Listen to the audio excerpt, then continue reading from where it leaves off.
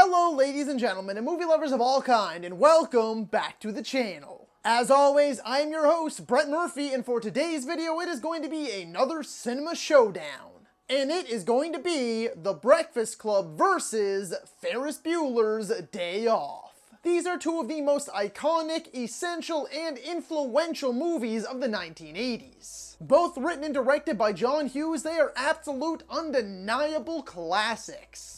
So what better way to celebrate their awesomeness than by pitting them against one another? A quick note before we get into things: if you enjoy these Cinema Showdowns or these versus type videos, I have an entire playlist dedicated to all of my Cinema Showdowns. So be sure to check out that playlist and I'm sure you'll find something you like. Now with all that being said, let's hop right into things. Round 1.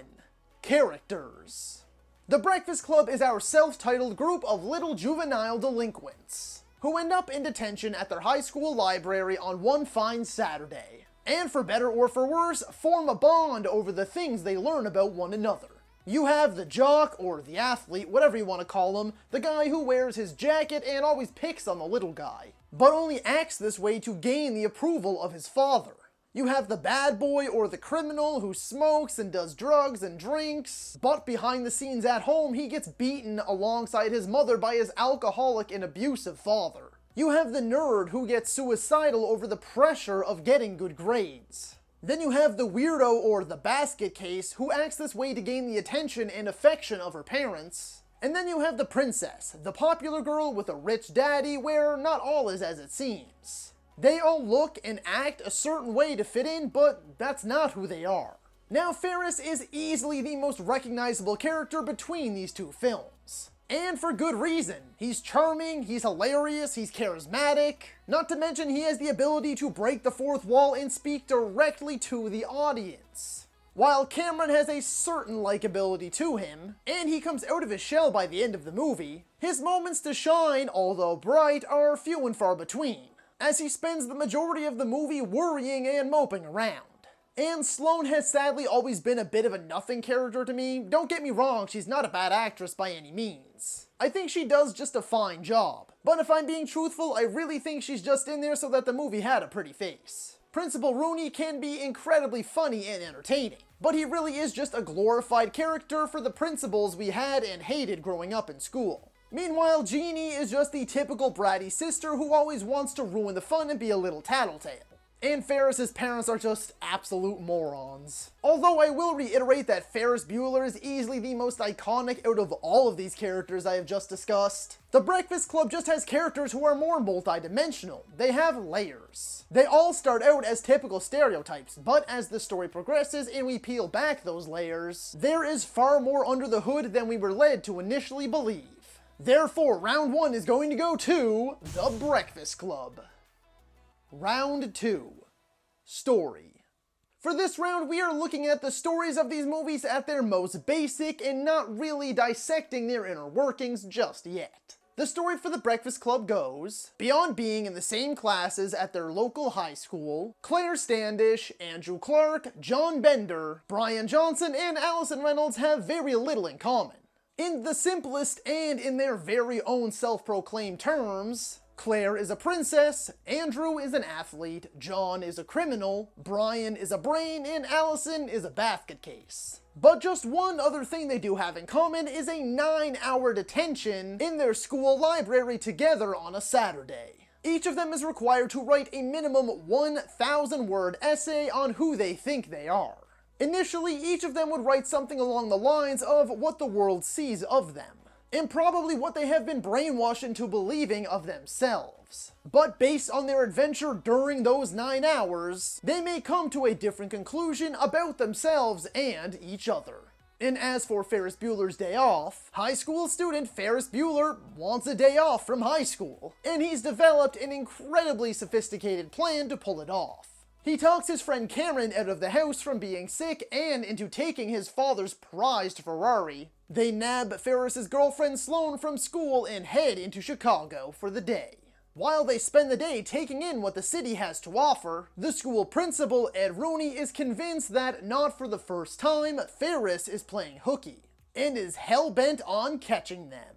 Again, we are looking at these stories at their absolute most bare bones. And when you break it down that way and you're deciding what to watch, it's either an hour and 40 minutes of 5 high school students in detention on a Saturday, or 3 friends manipulating their way out of a day of school and exploring everything that the big city of Chicago has to offer them. When looking at it that way, Breakfast Club could come off as fairly boring and not overly exciting, while the story of Ferris Bueller's Day Off offers up more intrigue and sounds like it could just be a lot more fun. Therefore, I'm going to give round 2 to Ferris Bueller's Day Off. Round 3, creativity. When it comes to creativity, I'm looking to see which of these movies took their stories that we just discussed and did something unique or unexpected with them. And what The Breakfast Club did was certainly unexpected. It took what likely would have been a very dull and boring movie if it were in the hands of any other writer-director than John Hughes, and turned it into something truly special and downright iconic. The journey we go on with these characters as we learn more about them and they discover more about themselves and each other is nothing short of brilliant. Alongside them, we laugh, we cry, we cringe, we cheer, and we sing along. The movie's main focus is that not all is as it seems, and that rings true for the movie itself. I believe, however, that when it comes to creativity, Ferris Bueller's Day Off is on a whole other level. Again, this is another story that could be very simple and basic, but writer and director John Hughes was never known for being very basic. Almost immediately, audiences are treated to Ferris breaking the fourth wall and speaking directly to them through the screen. And from there, we see his elaborate scheme unfold. He gets the sick Cameron out of bed and convinces him to take his father's beloved Ferrari out on the road. We see them plot a scheme to snatch Sloane out of school for the day. How Ferris manages to make everyone believe that he is still homesick in bed. We see Ferris weasel his and his friend's way into a high-end restaurant. And watch as Ferris commandeers a parade float and has an entire city singing and dancing to Twist and Shout. What Ferris and his friends get up to on this day off is far from ordinary, and instead is exceptionally extraordinary. So when it comes to the creativity of these movies, I definitely do give a round of applause to The Breakfast Club from taking what easily could have been a very boring and dull film and turning it into one of the most beloved coming-of-age stories of all time. But Ferris Bueller's Day Off is one of the most unique and creative comedies of all time. Therefore, I'm going to have to give round 3 to Ferris Bueller's Day Off. Round 4, memorable moments. Both of these films have a plethora of memorable moments, from dance numbers to shock reveals right down to the closing credits. The Breakfast Club has many memorable moments starting almost immediately from the very beginning, when the group first begins to chat with one another. And it progresses to even some of the most simple things like Bender removing a screw from the door. Or when Bender begins to rack up the detentions by pulling a Bart Simpson and telling Vernon to eat his shorts. But then of course you do have the far more memorable and just purely iconic scenes like the hallway chase scene where they try to avoid Vernon and make their way back to the library, or the scene where they all get high and party and dance. And then you obviously have what is likely the most memorable scene of this movie, that being the group therapy session where all of the beans are spilled. I mean hell, even the freeze frame at the end of this movie of Bender when the credits roll and Don't You Forget About Me plays is etched into the minds of millions. I mean, how many movies can you say are just flat out iconic from start to finish? But Ferris Bueller's Day Off sure does give it a good run for its money.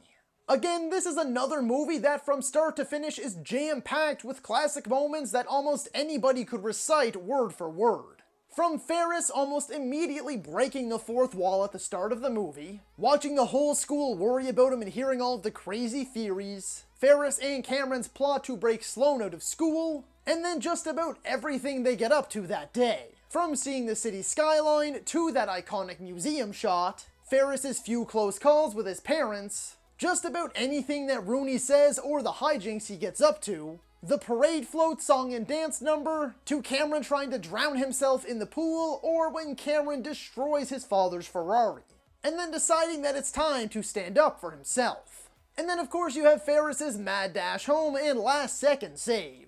All topped off by that amazing Rooney scene that plays during the credits and Ferris Bueller's end credit scene. It is so damn difficult to decipher which one of these two has the more memorable moments, because both of them are filled from start to finish. But if I absolutely had to give it to just one, which I do, I would just say that there are ever so slightly more iconic scenes in The Breakfast Club, and those scenes are ever so slightly more iconic. Therefore, round 4 is going to go to The Breakfast Club. Final round. Who has the greater legacy? Now this round is going to be based on a mix of my own personal opinion as to which I believe has a greater legacy currently, as well as audience and critic scores, as well as the multitude of best movies of the 80s lists I could find. Now firstly, both of these movies have a 7.8 audience score on IMDb. The Breakfast Club has a 66 on Metacritic, and Ferris Bueller's Day Off has a 61 on Metacritic. The Breakfast Club has an 89% critical score and a 92% audience score on Rotten Tomatoes, while Ferris Bueller's Day Off has a 79% critic score and also a 92% audience score on Rotten Tomatoes. The Breakfast Club has a 3.8 on Letterboxd, and Ferris Bueller's Day Off has a 3.9. Rotten Tomatoes' 140 Essential Movies of the 80s has Ferris Bueller's Day Off at 27 and The Breakfast Club at 26. Timeout.com's 30 best 80s movies that you need to watch right now has The Breakfast Club at number 10 and Ferris Bueller's Day Off at 22. Complex.com's 50 80 movies that still kick major ass today has The Breakfast Club at 17 and Ferris Bueller's Day Off at number 5. Empire's 80 best movies of the 80s has Ferris Bueller's Day Off at number 17 and The Breakfast Club way back at number 64. Both made the cut, but in no particular order, for Esquire's 15 best 80s movies. Watch Mojo's top 10 80s movies had them both in the honorable mentions. Miss Mojo's top 10 teen movies of the 80s had Ferris Bueller's Day Off at number 4 and The Breakfast Club at number 1. Watch Mojo's top 10 movies that are iconic to 80s kids had The Breakfast Club at number 10 and Ferris Bueller's Day Off at number 6. So basically they are neck and neck, and it comes down to my own personal opinion. So, the way I see it is that The Breakfast Club is a coming-of-age movie that explores stereotypes, peer and parental pressure, and self-discovery. Whereas Ferris Bueller's Day Off is a unique, clever, imaginative, one-of-a-kind comedy. That's main message is to enjoy life, to make the most with the time that you were given, no matter how much time that is. And I think Ferris says it best himself. Life moves pretty fast. If you don't stop and look around once in a while, you could miss it. Both have simple yet elegant stories that have far more going on under the hood than one would initially believe. And both are jam-packed from start to finish with iconic and memorable scenes. There's just no denying that these are two of the 80s most essential, iconic, and classic movies. But at the end of the day, I just think that The Breakfast Club is a little bit more impactful. It has a bit of everything. It has the comedy, it has the drama. And it seems like the group therapy session that will stick with you for years.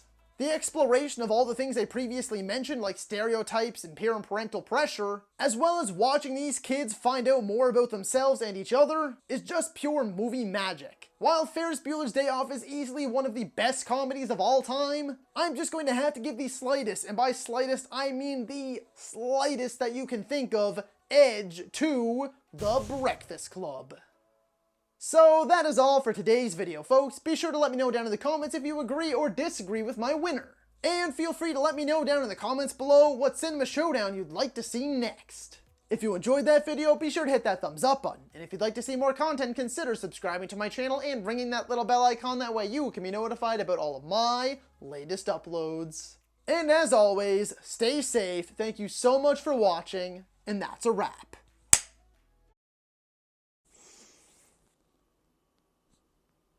What? You're still here? But it's over. Go home. I'm serious. It's done. It's over. Oh, yeah.